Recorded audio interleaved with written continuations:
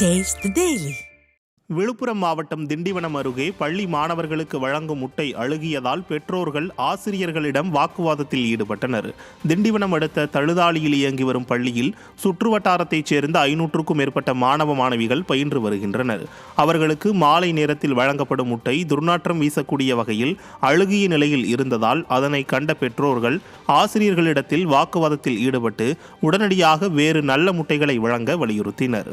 திமுக அரசு பள்ளி மாணவ மாணவிகளுக்கு வழங்கும் முட்டையில் கூட அலட்சியம் காட்டுவது அம்பலப்பட்ட நிலையில் சரியான நேரத்தில் முட்டை அழுகியிருப்பதை கண்டதால் பெரும் அசம்பாவிதம் தவிர்க்கப்பட்டது.